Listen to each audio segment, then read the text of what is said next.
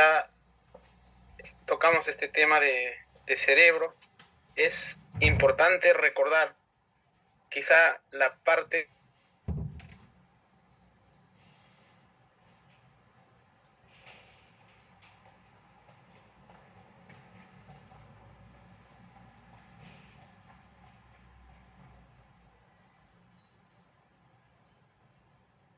trauma o en cualquier otra noxa, ¿no? Hasta un shock séptico o una cetoacidosis diabética, por ejemplo.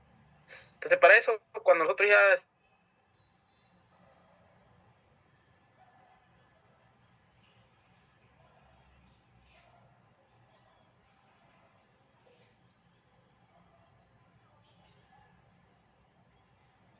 manera, ¿no? De manera bastante paralela, le pones un Doppler pulsado. Con ese Doppler pulsado podrías estudiar esta arteria cerebral media, una de las arterias más importantes a nivel cerebral. O si, por ejemplo, en la fontanela tienes una fontanela abierta, podrías abordar muy bien a esta arteria cerebral anterior de una manera paralela y podrías hacer el estudio, ¿no? Entonces la idea es un poco escoger una arteria que esté adecuadamente alineada y poder estudiarla. Entonces, en la sección 5 del POCUS Cerebro, en esta clase vamos a desarrollar el capítulo 1, sobre todo enfocado al Doppler transcranial y al dúplex transcranial. Vamos a ver de qué se tratan estas herramientas. Y en el capítulo 2 vamos a hablar de la ecografía del diámetro de la vaina del nervio óptico. Entonces, todo esto está englobado en la neurosonología, es decir, el entendimiento neurológico a partir de imágenes, de diversos modos de imágenes. Entonces eso es la neurosonología.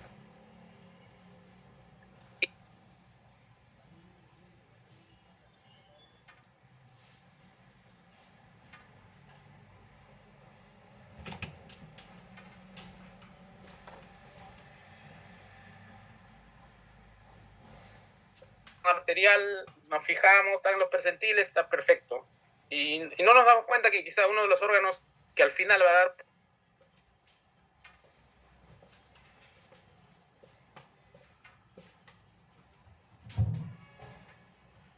a ver exactamente si la hemodinámica es adecuada a ese nivel.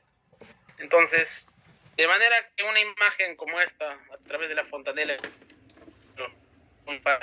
entre otras, da idea cómo está la línea media, si hay alguna lesión diferente de un lado a otro, y mucho más que de estas formas anatómicas, quizá es la hemodinámica, lo que más interesa, ¿no? Para optimizar en un niño o en un paciente crítico.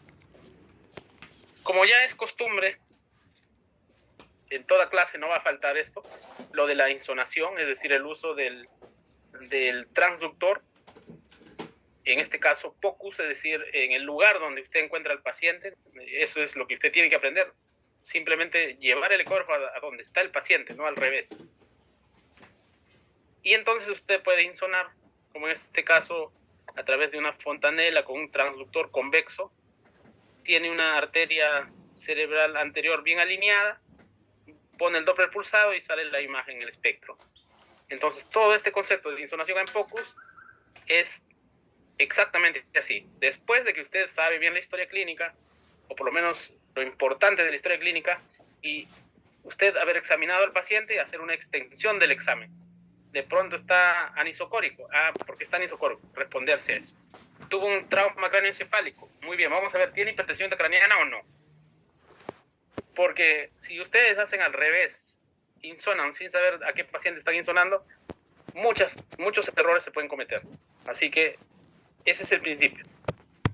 La insonación es la extensión del examen físico, de toda la semiología que usted sabe. Y de esta manera usted estará haciendo la medicina de precisión. Es decir, ya no se va a quedar en descartar que tiene hipertensión intracraniana, descartar sangrado intracerebral, en descartar de edema cerebral, nada. ¿Tiene o no tiene? Así de simple es la medicina de precisión. Entonces, los objetivos de esta tarde, en primer lugar, son determinar la importancia de la neurosonología pediátrica, los requerimientos técnicos, ¿qué necesito para hacer estos exámenes? Y quizá lo más importante y lo particular y lo difícil de esto es aprender a interpretar los hallazgos de la neurosonología y sobre todo la correlación con el focus holístico. Significa que ustedes, a partir de ahora, no porque le encuentren un índice de pulsatilidad alto, significa que el paciente necesariamente tenga hipertensión intracraniana. Tendrá que valorar con otros parámetros. Es decir, si esa índice de resistencia es adecuada al índice de resistencia renal, por ejemplo, entonces cuando ya estás insonando el cerebro y el riñón a la vez, significa que estás haciendo un multiorgánico, un enfoque holístico de cabeza a pies. Y esa es la manera de hacer. No solamente un órgano, sino múltiples órganos para determinar si es adecuado o no lo que estamos haciendo. Entonces vamos a hablar un poco del Doppler transcranial. El Doppler transcranial tiene algunas siglas, el DTC, algunos lo conocen así. Y hay dos categorías generales de acuerdo a la máquina para hacer el Doppler transcranial actualmente disponible. Entonces ustedes habrán visto, por ejemplo, las que no tienen imágenes o las que tienen imágenes, ¿no? Entonces, dispositivos sin imágenes también son denominados no duplex.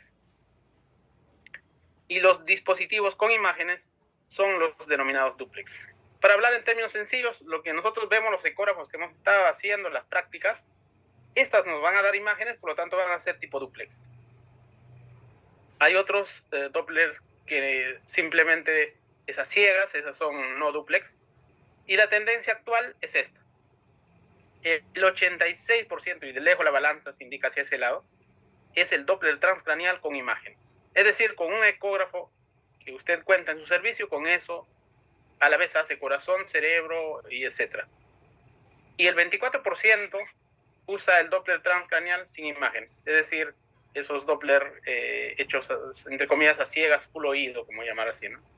Pero, de hecho, ambos sirven y lo que usted tiene que aprender es la técnica de ambos métodos.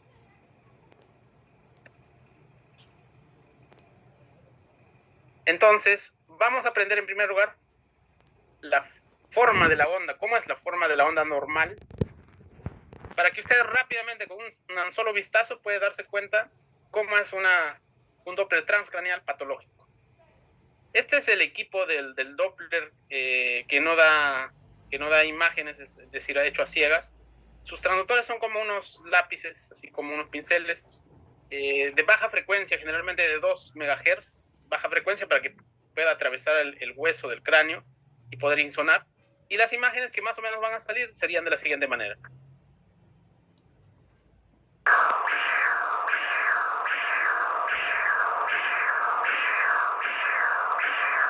Y entonces cuando ustedes escuchan ese sonido, en algún momento cuando uno se entrena este Doppler a ciegas, incluso se entrena con oídos bien abiertos, obviamente, y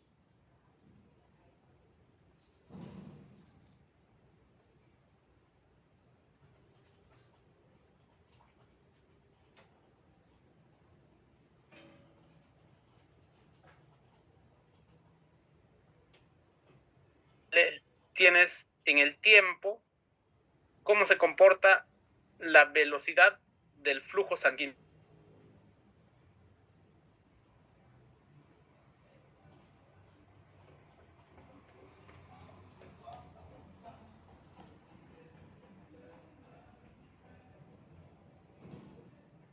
La arteria cerebral media es un espectro, entonces vamos a analizar. El número uno que se está señalando acá, está indicando el inicio de la sístole. Eso es el inicio de la sístole.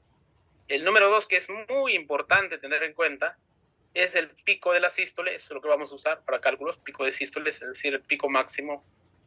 Y luego tenemos el número 3, en el cual la sístole cambia hacia diástole. Por lo tanto, ahí se llama la muesca dicrótica, ¿no? de sístole empezando la diástole.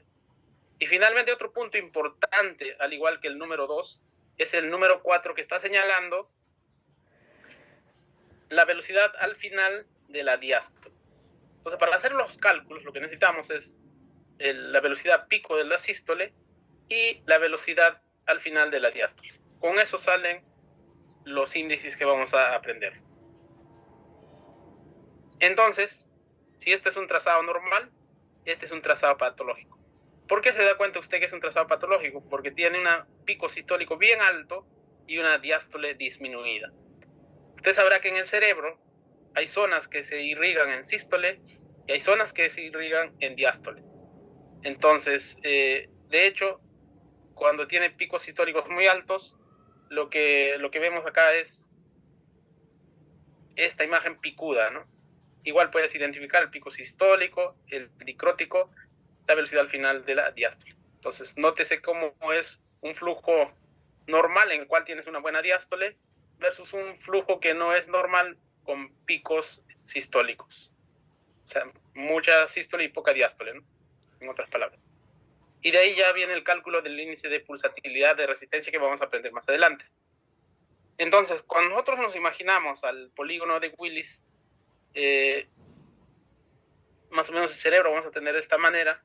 Acá tendríamos la arteria cerebral media. Y esta arteria cerebral media debe ser insonada de manera paralela. Por lo tanto, el abordaje debe ser en este sentido. Ahí tenemos el transductor de baja frecuencia. Al insonar la arteria cerebral media, la ventana va a salir de así, como una ventana temporal. Como la muesca es del tipo convexa o microconvexa, te saldría así la imagen, como una curva de convexo, ¿no? Eso te da la forma de cómo es el transductor. Y la primera imagen que va a aparecer sería la calota del cráneo, y luego aparece este flujo, como ustedes están dándose cuenta, va en la dirección del transductor, entonces el flujo va a ser rojo, ¿no? Es por eso que es este flujo rojo. Eso correspondería a la arteria cerebral media. Un flujo que se va un poco hacia el lado izquierdo de la pantalla sería la arteria cerebral anterior, de manera contralateral. Un flujo que se aleja, por eso está azul, sería la arteria cerebral media contralateral. Y en la parte derecha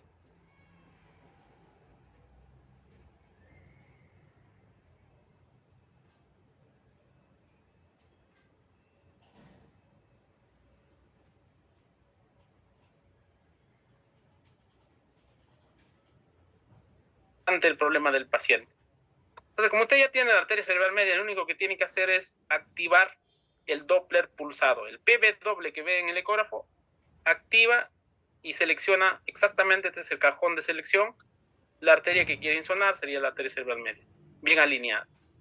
Y al hacer colocar este botón de Doppler pulsado y al activar ese botón,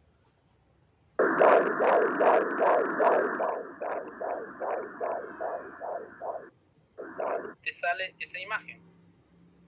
Entonces, acá estamos viendo las partes anatómicas del cerebro, estamos viendo la arteria en sí. Por lo tanto, a este método se va a denominar el dúplex transcranial codificado en color, o también así denominado DTT, el DTCC. Y te va a dar esta imagen de espectro, ¿no? Como han visto, ese espectro que tenemos acá y lo vamos a analizar. Entonces analizamos ese espectro y lo que van a ver es lo siguiente. La velocidad sistólica, ustedes saben que sería la más alta, la velocidad sistólica. Luego tenemos la velocidad al final de la diástole, que lo vamos a ver también acá, velocidad final de la diástole. Con estas dos velocidades usted podría calcular el índice de resistencia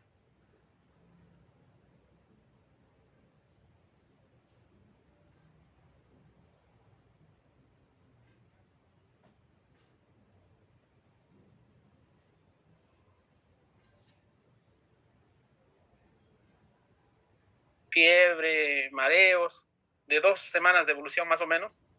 La niña responde, está pero un poco indiferente y confundida.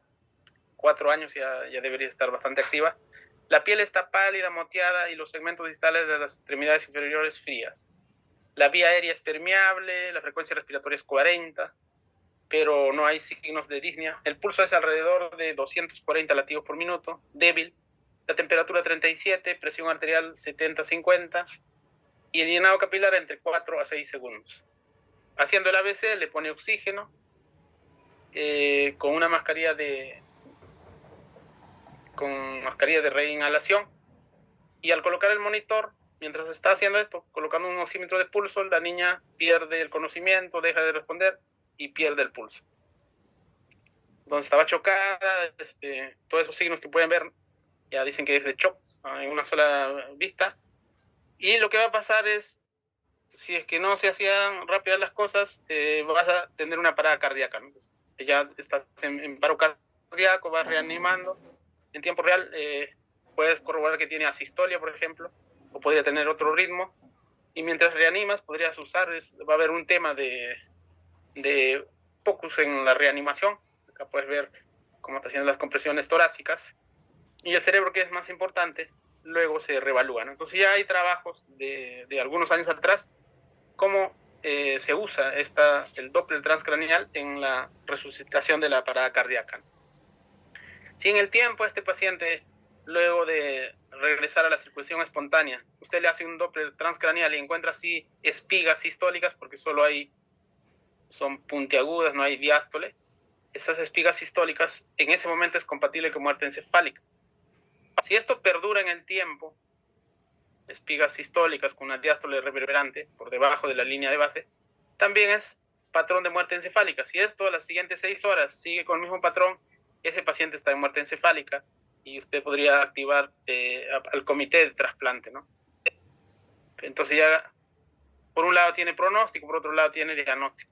Entonces, esa es la facilidad del uso de este método. Dentro de los puntos claves, en primer lugar, el Doppler transcraneal, como entienden, es una técnica no invasiva y sobre todo valora la hemodinámica cerebral, que es muy importante. Mediante la aplicación de ultrasonidos, como han visto sobre las arterias intracraneales, lo que va a medir es la velocidad de la sangre alrededor del ciclo cardíaco. Y entonces lo que va a permitir es valorar la alteración del flujo sanguíneo cerebral en distintas situaciones patológicas. Entonces el Doppler transcraneal es una prueba sensible y altamente específica para la detección del cese de flujo sanguíneo cerebral y muerte encefálica. Entonces, cuando quiere hacer diagnóstico de muerte encefálica, si bien es cierto, nos dicen que es clínico, pero en esos pacientes que están sedados, por ejemplo, tendría que esperar que pase la sedación. Usted no necesita quitar la sedación, y si tiene ese patrón que hemos visto, está de muerte encefálica. Entonces, si es con ese patrón, ni hablar, no hay duda. Entonces, el Doppler transcraneal permite evaluar el flujo sanguíneo en los vasos cerebrales, como les mencionaba, en diferentes situaciones clínicas, y sobre todo cuando existe variación de la presión intracerebral y de la resistencia, y esta variación tanto de la presión intracraniana y de la resistencia de los vasos cerebrales, lo que puede hacer es modificación de este flujo sanguíneo cerebral. Cambia las velocidades y sobre todo puede haber variación del índice de pulsatilidad y también el índice de resistencia. Entonces, ya hemos dicho que el polígono de Willis es importantísimo y debemos reconocer sobre todo las arterias principales. Arteria cerebral media, arteria cerebral anterior, entre las dos arterias cerebrales anteriores, la comunicante anterior, la arteria cerebral media contralateral, la carótida interna, que al ingreso ustedes vean que está bien alineada, entonces incluso podrían insular la carótida interna en los lactantes, como vamos a ver. Quizás esas son las principales para el POCUS. Ya cuando usted es neurólogo o quiere casos difíciles, puede hacer otras arterias, pero lo mandatorio que sí o sí tiene que saber es, sobre todo, arteria cerebral media, arteria cerebral anterior. Debe saber insonar esas arterias. Y las aplicaciones clínicas de POCUS del cerebro tienen que ver con todas las que generan hipertensión intracraniana de diversas etiologías, ¿no? Puede ser una hidrocefalia, edema cerebral por cetoacidosis diabética, puede ser edema traumático, sangrado, etcétera. Todas las que generan, al final de cuentas, hipertensión intracraniana pueden ser insonadas. Quizá el trauma cráneoencefálico es el que se lleva a la cabeza por la cantidad de pacientes que existen, pero también podríamos insonar en las encefalopatías hipóxico-isquémicas, es decir, las postparto, ¿no? Como hemos visto. Y no solo eso, sino incluso en pacientes en ECMO, cómo se comporta, lo que hacen cirugía cardíaca, incluso cómo un ductus altera la hemodinámica cerebral cuando ya cierran el ductus, etcétera, etcétera. O en una postbomba prolongada, prolongado, incluso podría verse qué tan edematizado está el cerebro. Y incluso en un shock séptico, ¿no? Entonces uno ve que en el shock séptico el paciente no despierta y muchos de estos pacientes están con edema cerebral finalmente y no solamente la sedación. Entonces, en eso.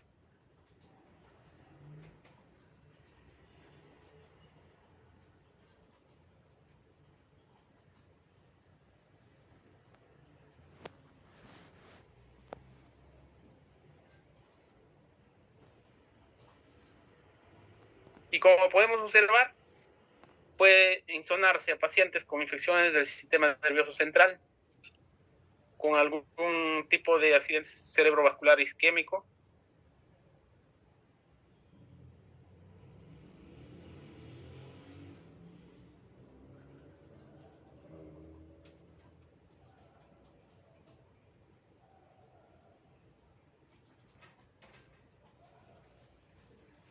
para tener idea qué está pasando en el cerebro.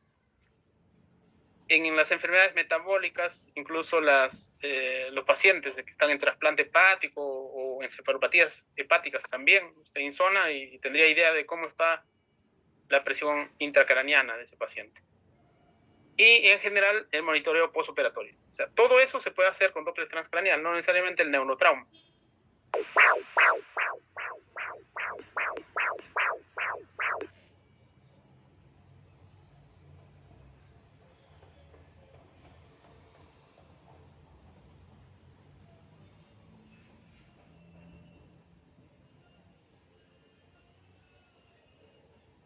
¿Y cómo se está contento porque está dentro del percentil?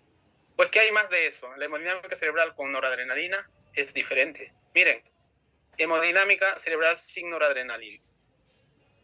Agarras una arteria bien alineada. Generalmente cuando haces este abordaje, la arteria cerebral anterior está más vistosa. Y cuando usted insona, le sale así. La sístole, pico de la sístole, el dicrótico que no se ve tan bien, luego la diástole. Pero después hay una pausa. Pero, ¿y esta pausa? El problema es que en este tiempo que está la pausa, probablemente hay zonas del cerebro que no se irriguen bien. Y entonces uno, después de respetar al paciente, ve que está todo confundido y puede ser que haya zonas que no se han irrigado. Entonces, no basta nada más que la presión arterial para el corazón, para los percentiles sean adecuados, sino que cómo está el cerebro. Y usted entonces pone noradrenalina, por ejemplo, y se ven claramente cómo las arterias con el Doppler color aumentan. Y cuando usted pone el pulsado y saca un patrón, acá sale la sístole, la diástole, sístole y diástole, diferente a este caso. Entonces usted puede titular, por ejemplo, la noradrenalina, no solamente pensando en el corazón, sino también en el cerebro y el riñón que ya hicimos la vez pasada. De manera que el monitoreo hoy por hoy, en general en todas las UCIs, debe ser el monitoreo multimodal. En este caso, como estamos hablando de neurocríticos, sería un monitoreo neurocrítico multimodal. ¿Qué significa eso? Que en primer lugar permite optimizar el manejo y sobre todo el diagnóstico temprano de alguna complicación, ¿no? Entonces esto es importante. ¿Y por qué es importante? Porque muchas manifestaciones clínicas en neurocríticos son tardías. Entonces, cuando todos se dan cuenta que el niño ya está con hipertensión craneana, pues es tarde, ¿no? ¿Y esto qué significa? Que usted no solamente se debe acostumbrar a un método, es decir, si tiene, por ejemplo, posibilidad de monitorizar la presión intracraneana, no solamente fijarse en la presión intracraneana, tiene que fijarse cómo está la saturación en el bulbo de la yugular, cómo está el Doppler transcraneal, cómo está el diámetro de la vaina del nervio óptico, y si tiene más tecnología, todas esas juntas, ahí recién sale el multimodal, incluido la clínica también y el laboratorio. Entonces, con todos esos parámetros recién tiene que hacer, digamos, optimizar un diagnóstico, pero no solamente fijarse el monitor PIC, porque puede que el monitor PIC está mal seteado y sale alto, pero todo lo demás está normal. Entonces, si uno solo se fija en una variable, es probable que se pueda equivocar, pero si usa muchas variables, la posibilidad de equivocarse es menor. Diversos estudios han demostrado una buena correlación entre lo que es el diámetro de la vaina del nervio óptico con la presión intracraneal. Pero también otros estudios han dicho que no sirve. Así que veremos más adelante por qué.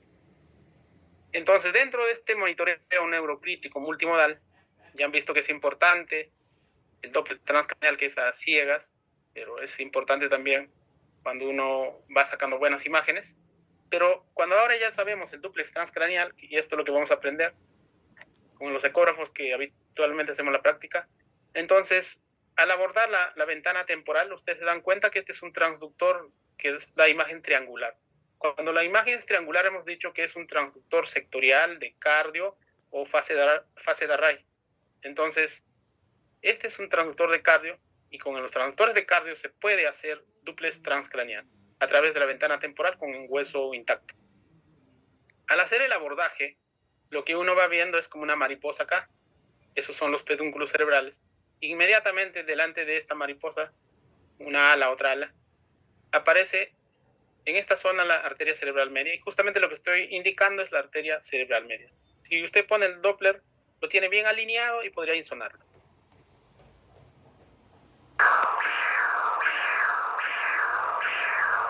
Por otro lado, hemos visto también que podía hacer un patrón patológico con el Doppler transcraneal, que también lo puede hacer. Pero además de este método, ya sea del Doppler transcraneal o del dúplex transcraneal, usted tiene que buscar otro modo de estudio para que sea multimodal.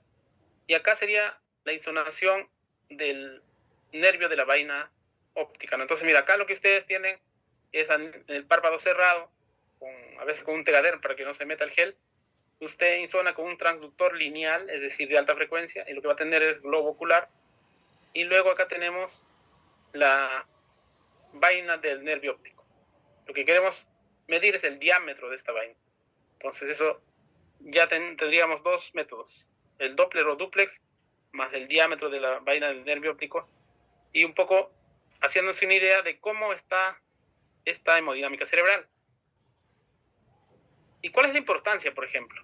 Hay trabajos que pueden reproducir que a partir de este diámetro de vaina del nervio óptico se podría estimar la presión intracraniana de manera no invasiva. Por ejemplo, este diámetro sería 5 por el diámetro, o sea, este valor de PIC sería 5 por el diámetro, menos 13.92 en milímetros de mercurio saldría esa presión. Para tener idea de más o menos cómo está la presión intracraniana si usted no tiene un monitor PIC. Si tiene un monitor PIC, lo une simplemente. Entonces ya cuando tenemos al paciente y este paciente está en shock, hay muchas causas de shock. Y lo que usted tiene que ver rápidamente cómo está la hemodinámica cerebral. Si el patrón de hemodinámico es normal, porque acá tienes una sístole y tienes una diástole buena, entonces la presión intracraniana con ese patrón probablemente está conservada con esa hemodinámica.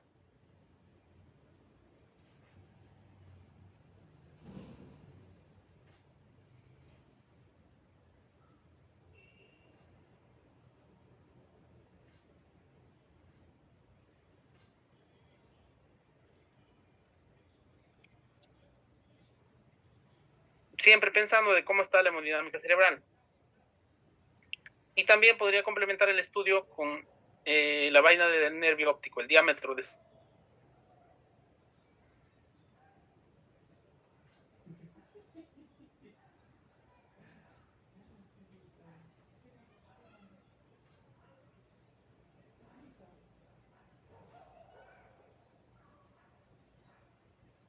Tiene que aprender necesariamente a insonar el corazón. Y esa es la importancia de por qué le hemos enseñado al inicio o las clases anteriores de cómo insonar el corazón adecuadamente. Por ejemplo, acá un apical 4 cámaras. No se olviden que el marcador hacia el lado izquierdo y en este caso al colocar el transductor, cuando es de cardio sale triangular y esto sería el ventrículo izquierdo. Pero también podría avanzar un poco más y hacer el Doppler tisular de este paciente. ¿Cuál es su importancia? Su importancia es que muchos niños con problema neurocrítico, por su mismo problema neurocrítico, por hipertensión intracraniana, deprimen el miocardio izquierdo, o a veces el derecho. Y entonces hay pacientes con función cardíaca normal, sin tener trauma en el corazón, A causa de la hipertensión intracraneana hacen disfunción sistólica o a veces incluso se vasodilatan, ¿no? Como en el shock neurogénico. Entonces usted tiene que mirar el corazón necesariamente por más que el problema sea identificado el neurotrauma. Entonces es por eso que he aprendido a hacer ecocardiografía. De igual manera es importante saber cómo está el pulmón, porque uno se puede dar idea incluso si quiere retar fluidos. Si este es un pulmón, en este caso, una pleura deslizante, patrón A, un pulmón seco. Si uno quisiera poner fluidos, el pulmón por lo menos no está congestivo, versus este caso, ¿no? En el cual, si usted quiere poner fluidos, probablemente lo va a pensar 2 veces porque ya está congestivo, está con muchas líneas B. O cuando tienes otro hallazgo un poco patológico en la pleura, puedes encontrar un punto pulmonar que puede ser incluso algunos pacientes con neumotórax, que en tiempo real usted se puede dar cuenta si tiene ese problema y puede drenar el neumotórax. Pero de igual manera, también es importante ver cómo está la parte renal, no solamente para saber si existe líquido libre a ese nivel, hay sangrado intraabdominal, sino para ver la hemodinámica renal, como hemos visto, que es importante también en los casos, porque es la manera de titular incluso los fármacos.